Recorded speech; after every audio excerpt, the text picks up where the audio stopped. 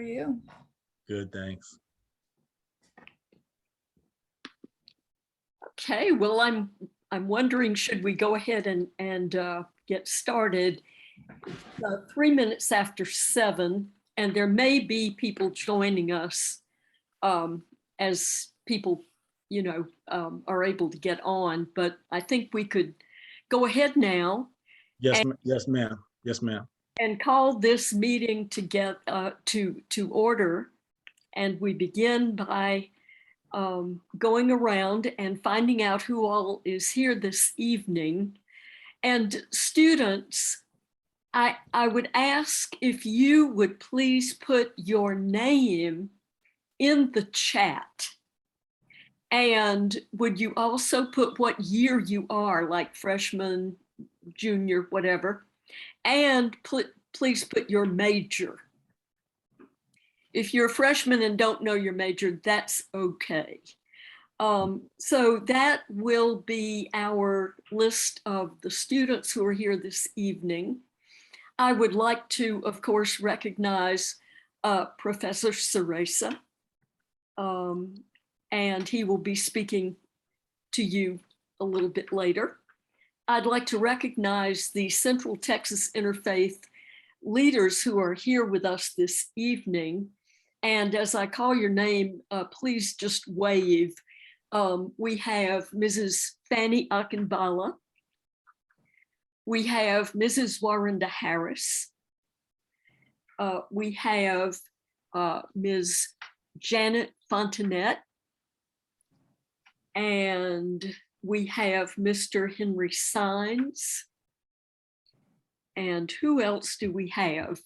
I am Joy Pentecoff, and I'm very, very happy to be with you. Also with us tonight, importantly, are organizers, including our lead organizer. We have Ms. Catherine Wickert, and we have Ms. Monique Vasquez, and our lead organizer, Mr. Doug Greco. So I believe that that is everyone, and we are delighted to be having this meeting this evening. And now I'd like to turn it over to Ms. Akinbala. And I believe you're on mute. Good evening, everyone. It is a pleasure to be with you here this evening. I am going to tell you about the focus. Our focus this evening is going to be on house meetings. House meetings is a very important tool used by Central Texas Interfaith in organizing and carrying out meetings and strategies to deal with problems and issues in our communities. House meetings are very important, and it's very important that we know how to do a house meeting, what it consists of, and how to go about setting them up. Tonight, you will learn all of these things. So buckle up and get ready. I think we're going to have some fun. Thank you. Thank you so much, Ms. Akinbala. Now, we'd like to have a brief overview of the CTI and Houston Tillotson University partnership from Dr. Ceresa.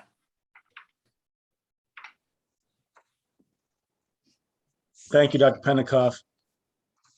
So, I'm so excited. I've said this in class and I've been saying it all week, and now here we're finally commencing. So you can imagine how excited I am, but I want to talk to you about where this partnership comes from.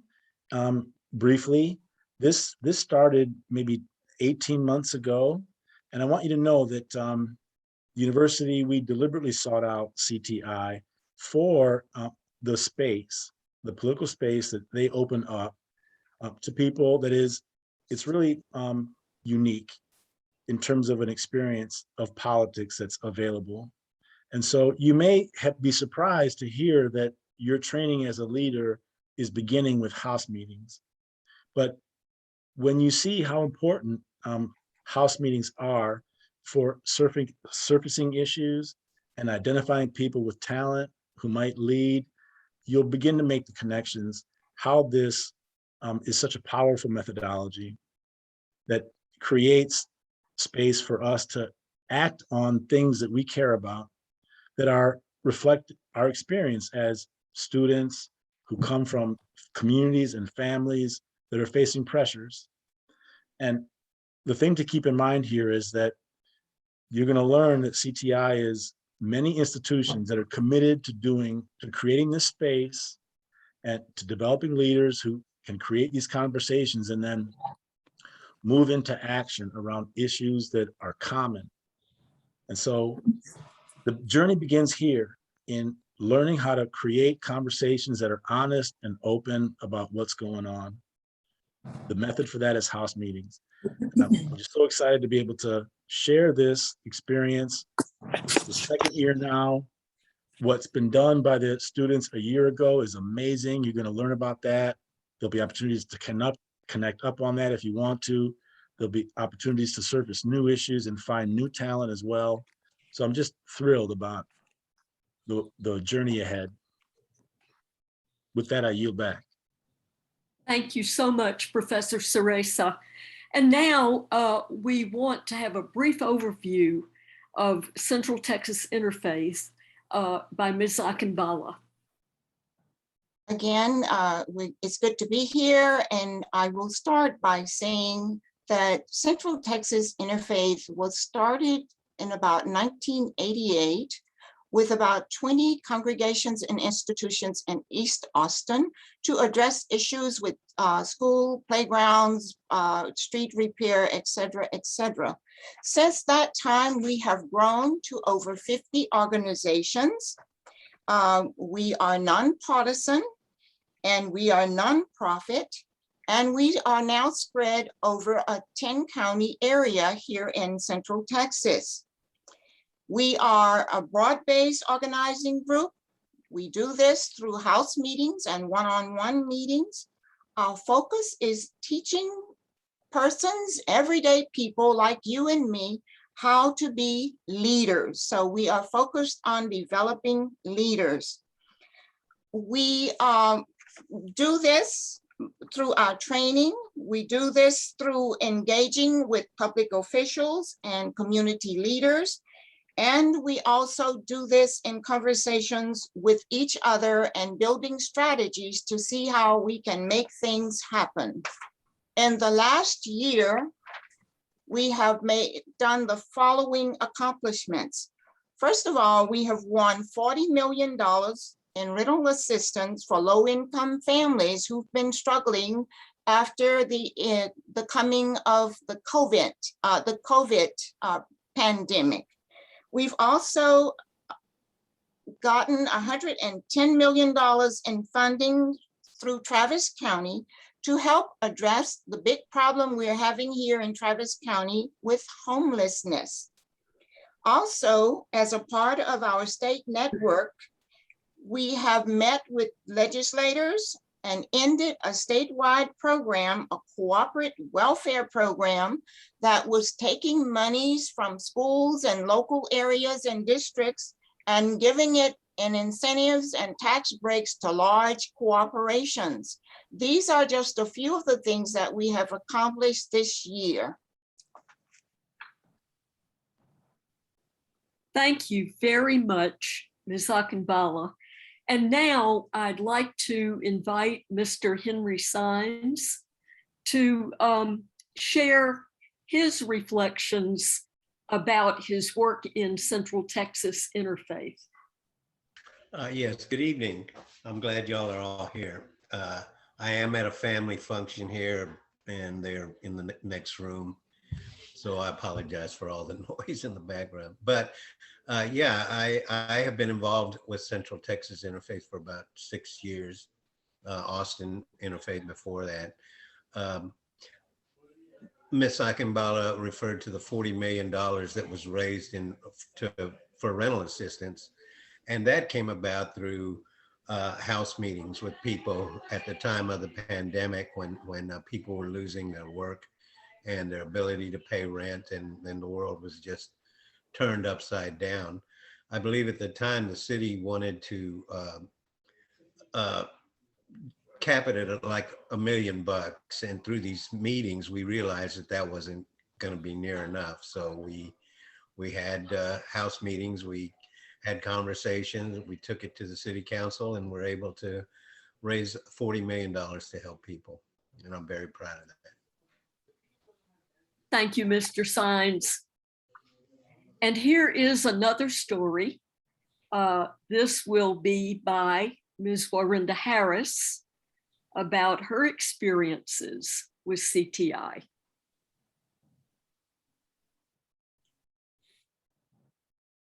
There we are. Thank you, Dr. Pennicuff. My name is Warinda Harris.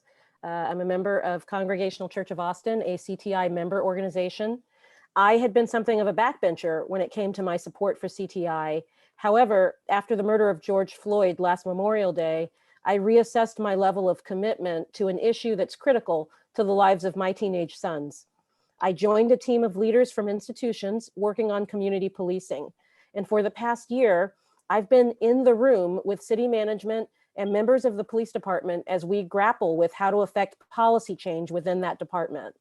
I've participated directly in discussions with the Office of City Manager, the Office of Police Oversight, and even with APD's new police chief and his assistant chiefs. CTI has provided input on the use of force guidelines and on de-escalation techniques. We've also hosted a civic academy that included members of the police department, city management, and Houston Tillotson students. It is clear that city and police leaders recognize that CTI has significant people power, the power of community in numbers, and they know that they need us in the room when reimagining policy.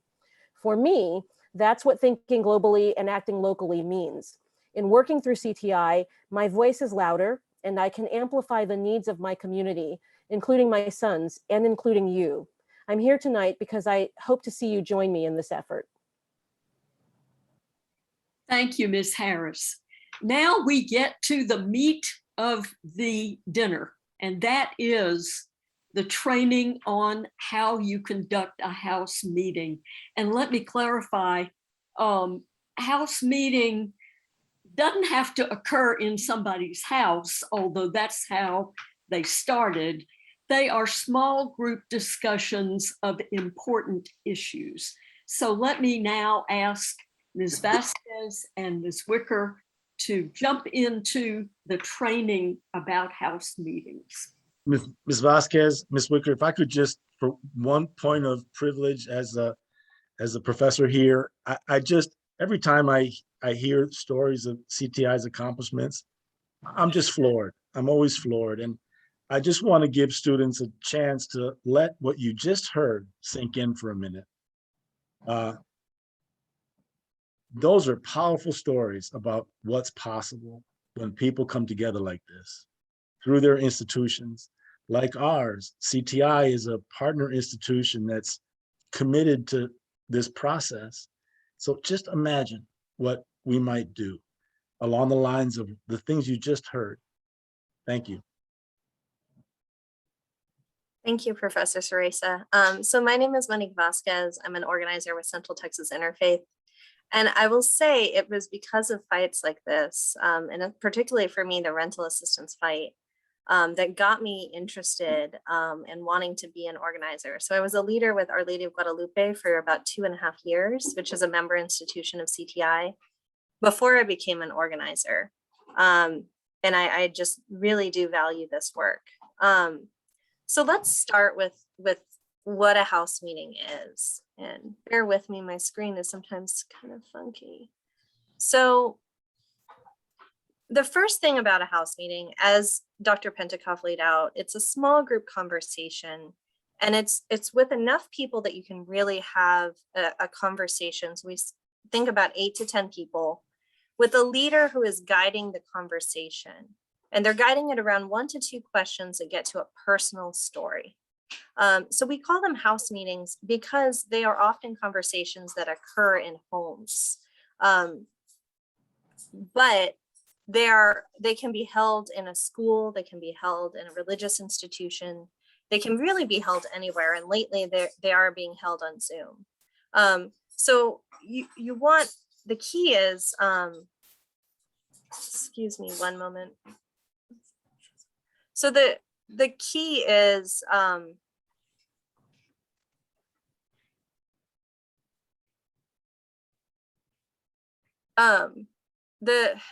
the key to this conversation is to have a leader that guides the conversation and that agitates to get to people's personal story. And so there's three key components to a house meeting. You're looking to identify talent. You're looking to build relational power, and you're looking to identify issues. So oftentimes when we think about house meetings, we're asking questions and we want to jump straight to issues. That's important, but we're looking for people that we want to work with potential leaders. And so what you're looking are with people who have anger, who are angry about injustice, who want to see something change, who have relational power to talk to one another. And it's an opportunity to build relational power. So when you're having a small discussion that really is focused on private issues in a public sphere, it's a way to build relational power. And it's a way to identify issues. As an example, we were having a series of house meetings with leaders from Bastrop. And during the discussion, the question was asking specifically about how you were affected by COVID. What we learned from the house meeting was that people that buses weren't coming to because of COVID. So bus drivers were getting sick, children weren't being taken to school. And what that meant for the parents is that they suddenly had to miss work to be able to make sure they had a choice of either missing work or their students missing school. So this had an economic impact. And so from this, leaders were able to meet with the school board and raise this issue. But it wouldn't have surfaced unless a group of people were together having discussions about things that affected their everyday lives. And that's the key to house meetings, is to get to everyday lives. And the leader who's leading the discussion is really asking questions, is probing a little further to follow up and get at these key issues that are affecting people. That's how you identify talent. That's how do you identify issues and build relational power. And on that, the leader of the house meeting should also be willing to share something personal as well. So they should be ready to answer the question and ready to be vulnerable. So those are kind of the key components to a house meeting. When I'm leading a house meeting, we always ask folks to introduce themselves. I also want to ask people for permission to interrupt because we do want to be able to share and to get to everyone's questions. And sometimes that takes interruption. Sometimes that takes probing to follow the trail. Because once you know someone's personal issue, and once you kind of get to that key personal issue, then you can identify their motivations, and then you can identify the issues that they want to work on. So I'm going to pause for a moment. Are there any reactions to this?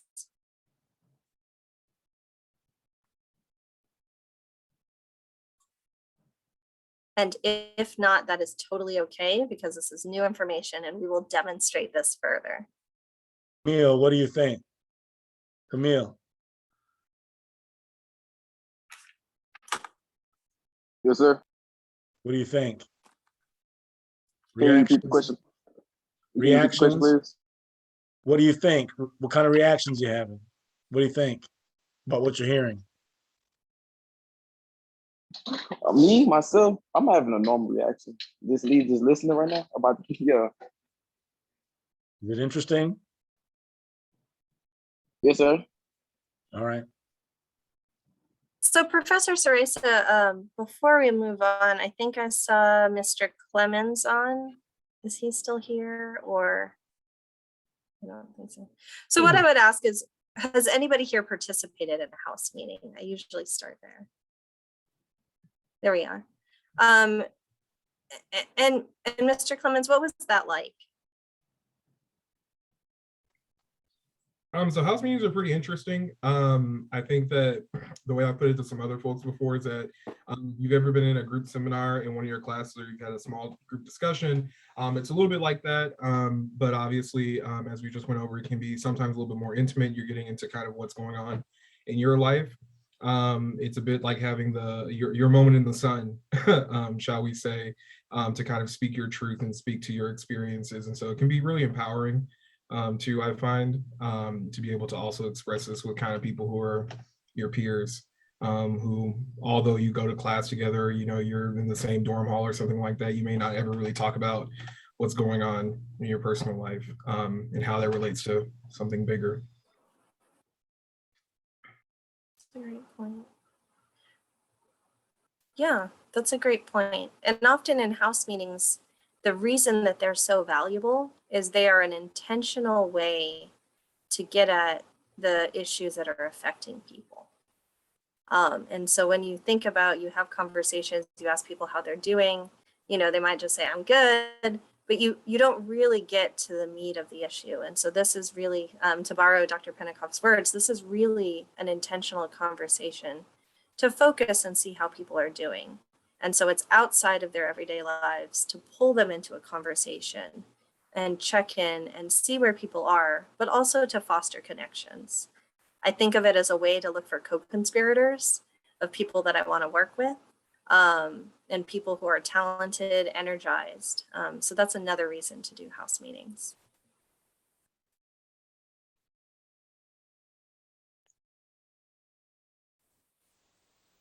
All right. I'm gonna jump in here to continue this conversation about house meetings. Before I get started though, my name is Catherine Wicker, and I'm an organizer with Central Texas Interfaith in South Austin, in Hayes County, and Kamal out in the 35 corridor. I first got involved in organizing after my university at Texas State University did not have a full-time polling location, and a bunch of students, we all came together to get that full-time location. And that was the first time I realized that you can have a systematic process to create change. And so I started getting involved with organizing. One of the most impactful moments in a recent house meeting I had, though, was a friend of mine. The conversation was about vaccines and COVID and what their personal experience had been, and they had lost a loved one due to COVID. And this was one of my best friends. And I had no idea, because day to day, like Ms. Vasquez was saying, you ask them how they're doing. It becomes a, I'm okay, I'm fine, I'm doing well. But then in the moment of a house meeting, they opened up and said, I lost a loved one last week because of COVID. I'm very angry about the inequalities in access to vaccines. So these conversations are super crucial. And I'm going to share my screen with you to talk a little bit more about house meetings. I'm going to try to present. I didn't do it. So there are a couple of different types of house meetings. And the first one is to surface a wide set of issues. When we do a house meeting for that, we ask questions like, what keeps you up at night? And that's to hear from people's experiences and the kind of issues that are impacting their daily lives. The second one is issue-based. A single issue-based focus is something like HBCU funding. Mr. Clemens talked briefly about that he's done house meetings with us. And one of last spring, we did a civic academy on HBCU funding and the conversations that came out of that around financial aid and the funding that your university gets. And then a third one is to think about the agenda or strategy or building. With Central Texas Interfaith, because as Dr. Pentecoff shared, we are nonpartisan. And with that, though, we do have an agenda of issues that institutions build and develop around the issues that are important to them. And so that agenda of issues is not come or developed by me as an organizer, any of the other organizers. It's decided among the institutions. And then as the house meeting is many things, as we've shared tonight, there are things that a house meeting is not. The first thing is a house meeting is not a venting session. It's a time to share experiences that have happened to you related to the topic or the question, but it's not a time to vent. It's not therapy, because therapy is a private meeting. Group and individual therapy is private, and while house meetings are a public time to share experiences. And then it's not social time or gossiping. The focus of this is, again, that guided conversation with that leader to discuss an issue. And then the final thing it's not is getting into the nuts and bolts of an issue. When we come together in a conversation, it's really easy to come together and want to then decide, okay, now we all are angry, like my peers and I were, about not having a polling location, and then wanting to come together and start planning. But that's not the time for that. That comes later. And so it's a time to hear those personal stories. Before we go on, I just want to see if there's any more reactions or thoughts from where we're at.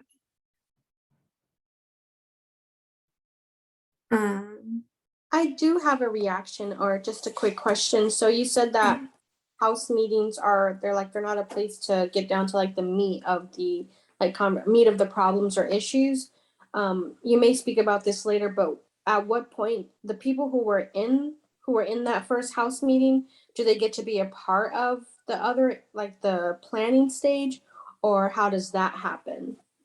Yeah, so the point of house meetings, as we talked about identifying talent, is exactly that. So when you're identifying your co-conspirators, let's say Miss Harris and we've spent a lot of time together this summer at the Capitol when it came to the voting.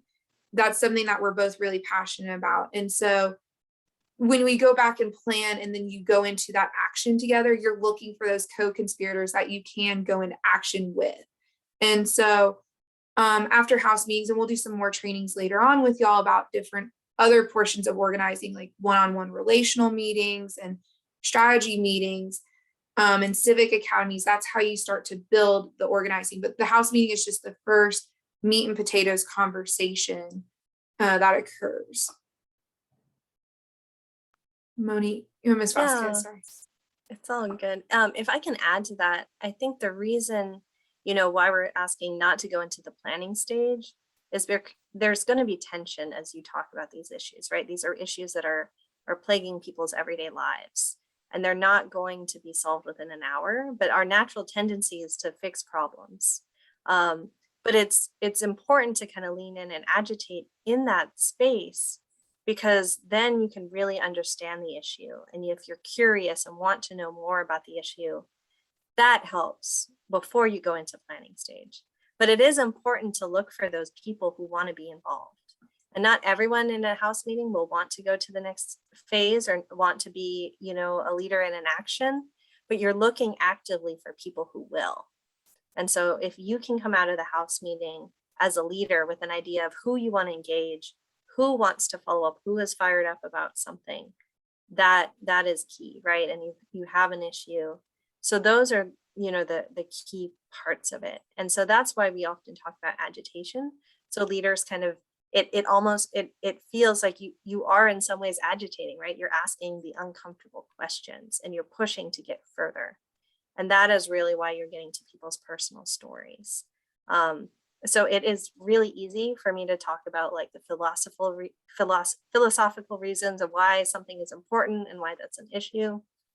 But if I'm not connecting it to myself and my personal experiences or the experience of those who I care about, then I can care about this issue deeply, but it doesn't mean I'll put in the work and the time and the effort to change things and affect change.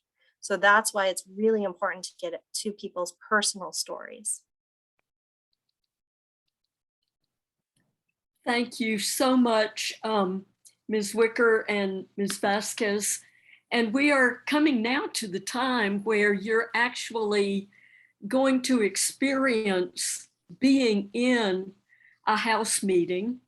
And I actually will turn this back over to our two organizers, because they will be breaking us all up into small groups for the house meetings. These groups will each have a student who will be facilitating, who will be the leader of the house meeting, combined with a either Central Texas Interfaith leader or organizer. And so now, without further ado, let me turn this back over to our two organizers.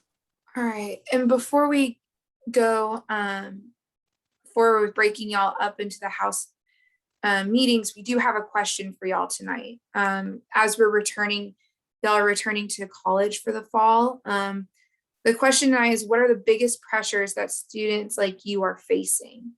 And so I'm going to drop this in the chat so that way everyone has it before we put y'all out into the universe, into your virtual house meetings. And we'll give you a set time. So in just a moment, everyone will go into breakout groups. Hopefully you'll be assigned automatically. And the leader will facilitate and guide the discussion. And we also ask the leaders too to remember, permission to interrupt. So give leaders permission to interrupt. And because of that, it allows more people and everyone hopefully to be able to share. All right. Well, thank y'all so much. We will see you back in a bit. I think we are going to give you, I believe it's 15 or 20 minutes.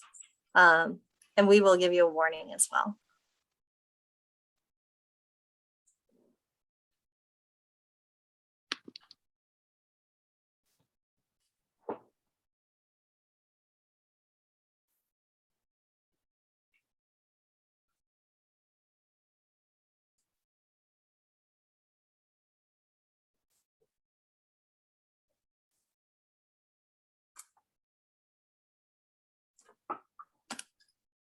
Monique and Catherine, since the students are doing them for the first time, if y'all are able to go in those meetings, I think that would be important to make sure they have our support. I can go in one as well. Okay. But I just to make sure that you're agitating. That sounds good. And I see Leon Roberts just came in, so I'll admit him and assign him to a house meeting as well. So I'll go to room 1. Catherine, if you want to go to room 2, and then Doug to room 3. Okay. All right. I can wait.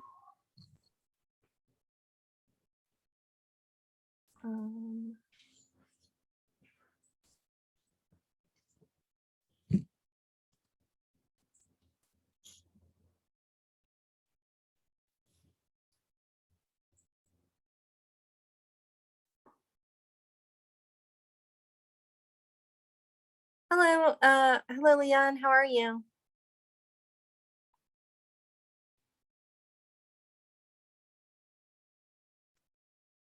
Maybe we lost him.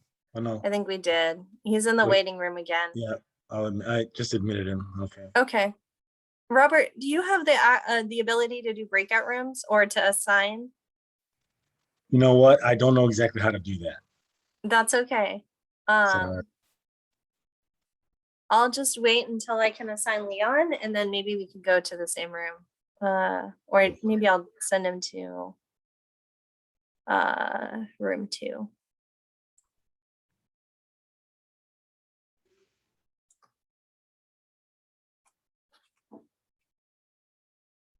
thanks, Monique.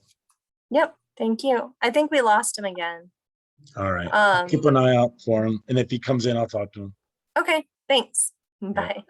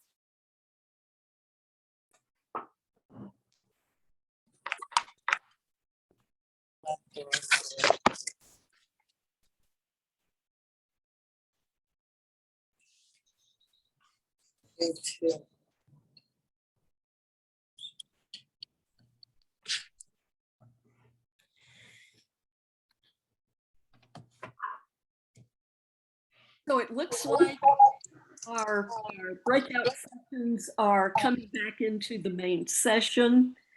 And what we would like to do is to have some reports. And let me turn this back over to Ms. Vasquez to find out, what did y'all observe and what did the House meeting leader do particularly well, in your opinion?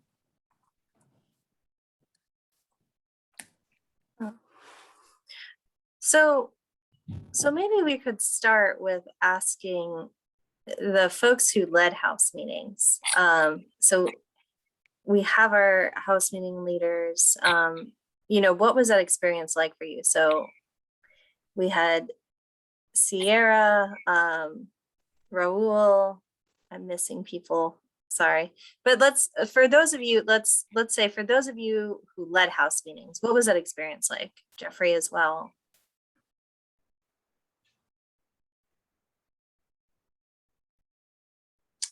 I can go first. It was a little nerve-wracking at first because I would ask the initial questions, pass it off to the other members, but I didn't know how to, or I didn't feel like I wasn't able to ask the follow-up questions right away. So I was just more listening and absorbing the information. And then Ms. Vasquez helped me. She was like, you can ask, and then she would ask them. So I learned how to, what keywords to look for in their responses so that, we could follow up or go further into it. But once we got to into the conversation, I calmed down a little bit and it was a little easier. So I did enjoy it. And thank you for allowing me to.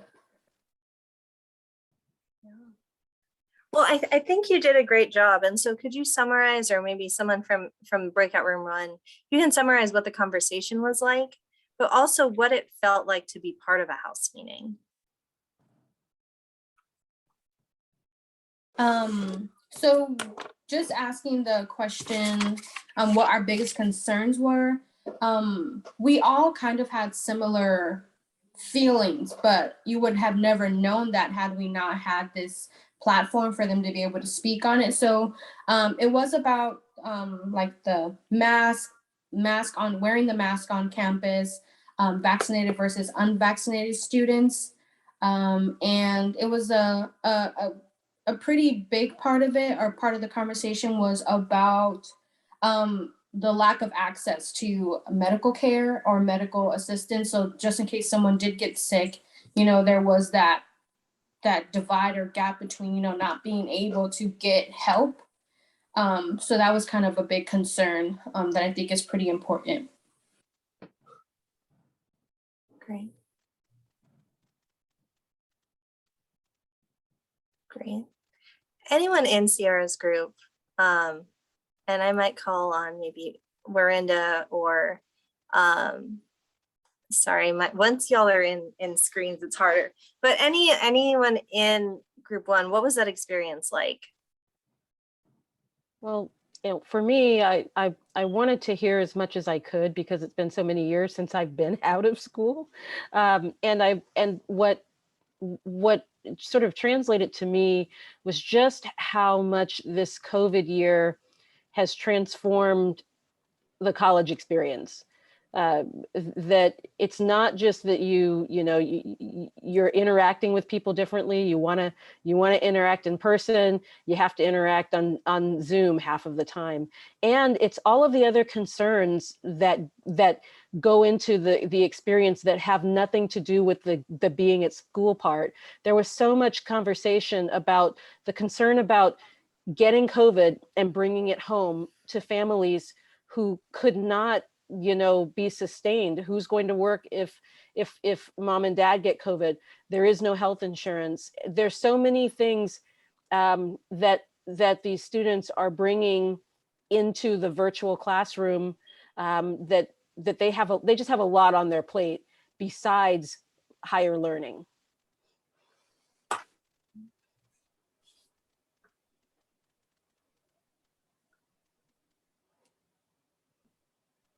Raul?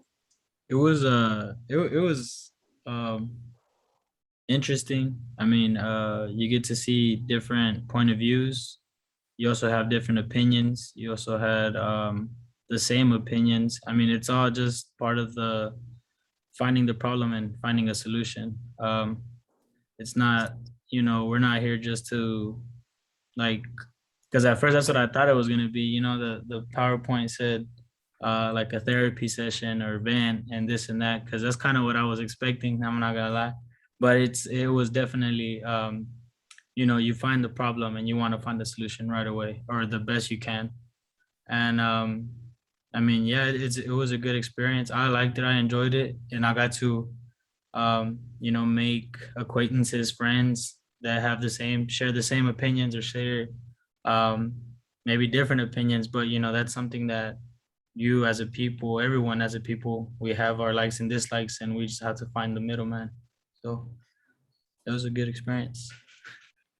I want to jump in a little bit to group 2. Something I thought that was interesting that everyone expressed was the conversation around your all's class schedules. It sounds like your university has a policy right now about how many people can be in the classroom. So it's a hybrid setup. And that seems to be a concern for everyone right now, is when you're in the classroom and when you're not. And so that was something that I thought that was really interesting. Mr. Clemens, how did you feel leading house meeting? You engaged in a lot of questions to really dig at how your peers were doing, but how did you feel when leading it? I certainly enjoyed getting the opportunity to, hear more from how my fellow students are and my peers are, doing. And I was really struck by, as always, even as a leader of the discussion, how many things you share in common with the people you're kind of interlocuting with. And so, I mean, I enjoy leading it. I enjoy, learning about, again, like I said, the different things that everyone is kind of dealing with and seeing how everyone's adjusting to being back in person. Because I think that as we can all, experience or agree with as students, spending a year online was definitely not it in a lot of ways, but there were probably a lot of things that we all wish we could have back. I know that something that we heard in our group was the fact that some of us have had jobs, during the pandemic. And as a result, now we're having to adjust like our work schedules and things like that to accommodate actually being in person in some of our classes, as opposed to being able to kind of be anywhere and do our classes. And so I think that that was something that really resonated with me as a leader for sure. And then also just that being, I think everyone in my group was either a sophomore or a freshman. And so hearing about what it's like being at college for the first time, and then remembering what it was like for me to be at college for the first time, and even coming to Houston-Tillotson was really resonant.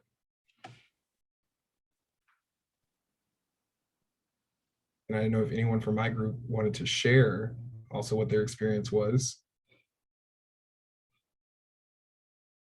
Oh, the experience of the group.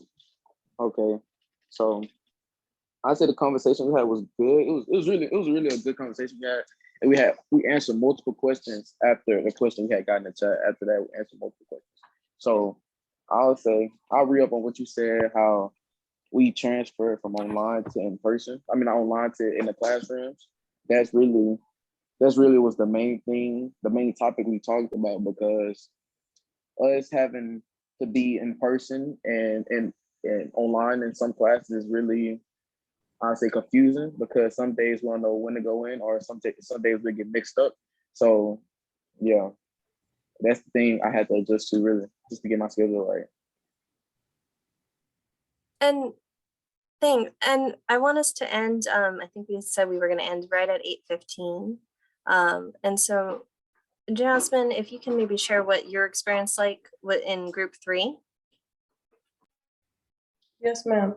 I think our conversation was very natural and it just flowed throughout the group. The first thing we discussed was how COVID is affecting students. So we talked about Zoom meetings, like everyone's saying, we're on kind of a hybrid schedule. So sometimes some classes do like by last names or just few students at a time. So on Zoom, students can easily get distracted. Then we discussed how in the beginning of the pandemic, we're kind of sheltered. Now getting back on campus, we're having to adapt to being back on campus. That's stressful and scary because you don't know what students are actually taking the pandemic seriously or who's taking it as a joke. Then we talked about from a freshman or sophomore perspective, which is having to adapt. This wasn't the ideal college experience we all were looking forward to. But even for upperclassmen, like you didn't think this is how you would end your college experience. Problems outside the classroom we talked about were getting to school as far as transportation. So that's already a stressful situation, but public transportation wasn't always healthy or safe before COVID. So now you're being exposed to more germs. So that makes stuff more stressful. Working, some people don't want to work, but if you have to work for rent or tuition, now you're having to be exposed to more people with COVID going on. Someone in our group said they see from 200 to 1,000 people a day just at work. So the crust of our issue was saying that it's just hard to stay safe during COVID and it's all a risk. A community issue we kind of discussed was how everyone feels from the people who weren't raised in Austin, how it's like from Austin versus home. So I'm from Fort Worth, and one of the main things I noticed was there are way more homeless people in Austin, or I've seen way more. Just exiting the freeway under that bridge for school, it's so many homeless people. So that was, 3 of us agreed that was an issue we would like to be involved in. Great. So you reiterated the key part of like the house meeting is to find people who want to work on the issue, to find things that you want to be involved in. And so it sounds like, who is the leader for that group? For group 3? I believe it was Mr. Henry. Yeah, I believe I just kind of hijacked the ship and Got it. charge. Well, I was going to say, the leaders, it looks like the leaders of the house meetings all did a really good job about digging in and getting to that. So Dr. Pentecoff, what is next? It was me going through the parts of a house meeting real quick. And then to hand it back to Dr. Pentecoff. So briefly to wrap up, and the parts of a house meeting based off of what y'all saw tonight are a couple of things. The first is the agenda. You should prepare it prior to any sort of house meeting so you're ready. Like y'all saw in the house meeting rounds where everyone introduced themselves. The leader introducing themselves, when the leader introduced themselves, also asking for that ability to interrupt is very key. So that way they can keep the conversation going. Then the meeting, what questions we prepared for. So tonight the question was about the biggest pressures y'all are facing as students. And then at the end, next steps. And we'll get to next steps from this meeting in a minute. And then reminder that it is, like we talked about earlier, a formal meeting, and then agitation. So all of your leaders, it sounds like, asked deeper questions. Agitation is getting to the why, what's going on in your story, and hearing those deeper parts to that question. And then again, like I said, next steps. So I'm not going to ask for many reactions here, so that way we can end on time, and I'm going to hand it back to Dr. Pentecoff. Thank you, Ms. Wicker. I'd like to call on Mr. Clemens to give us a brief reflection of your work with Central Texas Interfaith as a leader at Houston Tillotson. Yes, absolutely. Dr. Teresa brought Central Texas Interfaith into the classroom probably the second semester of my sophomore year, which was last year at the very beginning of the pandemic. So a lot of my experience with Central Texas Interfaith has actually been online, although I have had the opportunity to now meet many of them in person throughout the summer because of our legislature's really bad habit of having special sessions. But the reason why I got involved was because even though I don't come from a very political family, I came to Houston-Tillotson here in Austin because I wanted to be involved in the community. And although there are many campus organizations, there's not really one like the one that you all have engaged in tonight that are doing house meetings and really taking seriously an idea that I really prize, which is kind of small d democracy, which is giving everyone the opportunity to be a part of, the leadership process, being a leader in their classroom, in their small group, and having a say in kind of what's going on in our community on campus and off campus. And so with Central Texas Interfaith, I have been able to not only host some house meetings, be in some house meetings, but I've also had the opportunity to work with some of our local elected officials, people like County Commissioner Jeff Trevelyan and City Council Member Natasha Harper Madison, to discuss, issues from housing to the rental assistance and all kinds of other things. But I think that the crowning jewel of our work right now is trying to organize a statewide conference of our HBCUs, which is obviously a very large project, but it grew out of a house meeting just like the ones that you all just participated in tonight. So if you are unconvinced at this point that these house meetings will lead to anything, I assure you that they will. And I hope that you all will continue to engage not only with Central Texas Interfaith, but other organizations as well to participate and be a part of this leadership process. So I've definitely enjoyed it, to say the least. Thank you so much, Mr. Clemens. Now I am going to turn the next steps over to our organizers and to Professor Ceresa. All right, so if I may, the house meeting is a tool, right, that we can use to build relationships, to find talent, and we can do it strategically. We can do it on campus with our student body.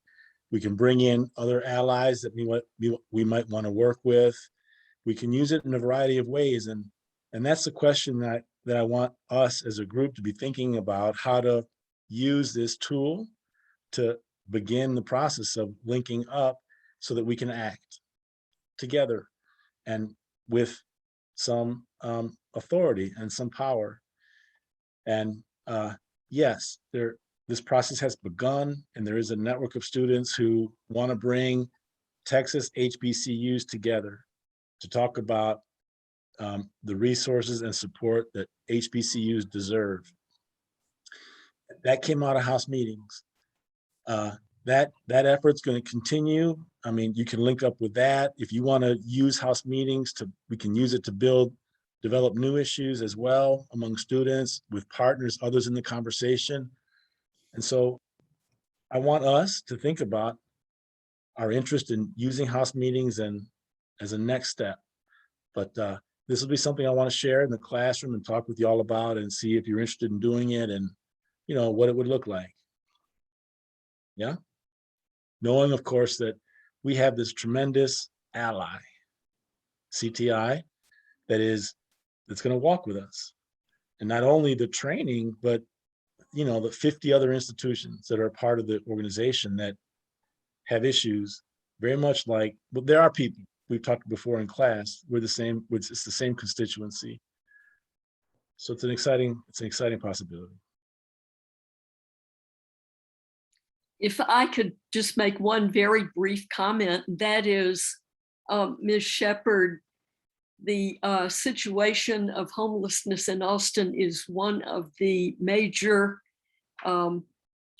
agenda items for Central Texas Interfaith. And I'm sure that if you speak with Professor Ceresa, he can link you up with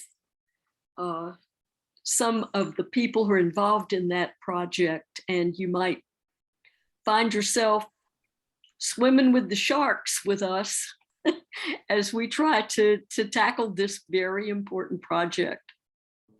Yes, ma'am. Thank you. Good.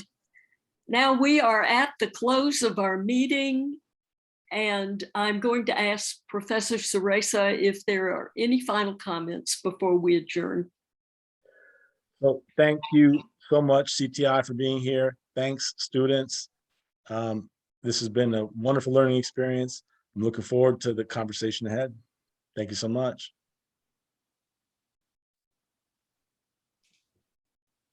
Thanks, everybody. Thanks, everyone. With that, we'll adjourn to continue the conversation in class. Thank you, guys. Thank you. See you guys.